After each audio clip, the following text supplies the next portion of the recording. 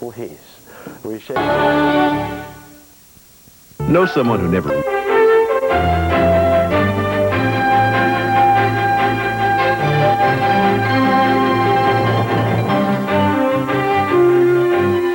And now, Philadelphia's first primetime news hour, honored by the Associated Press as the best newscast in Pennsylvania, the Fox 10 o'clock News.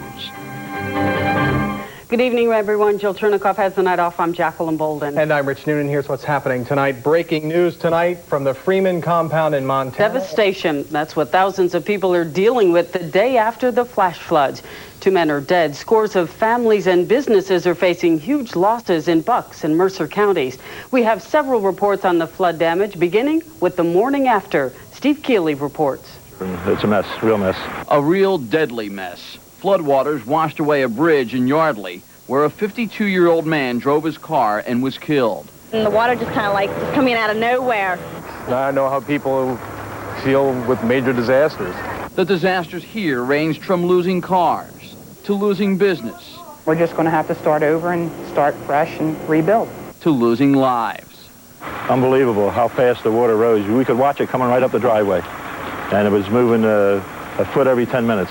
Despite hearing that 2 men died while they drove their cars into the floodwaters, many still pushed waves and the limits of common sense. They're nuts. They're nuts. They shouldn't even be out in it.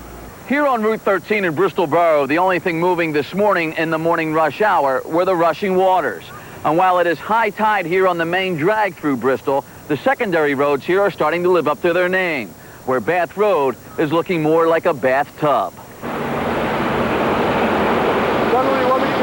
A tow truck or tugboat were the only real ways to get around and help out, it seemed, where some seem to be showing off and some others seem to be showing their sense of humor. This goes out. Yeah, we were going for a swim. It's kind of fun because you don't have to go to the pool. But for many, it was tough to smile in all this. We have lost everything that we've worked so hard to get our grants for and to build at the center.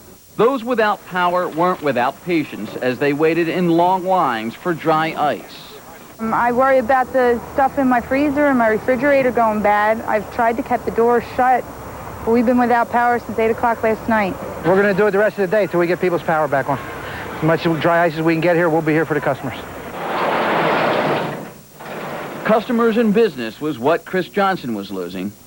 Yeah, we're not able to accept any freight today, and hopefully by this afternoon will recede and we'll be able to get back to normal around here.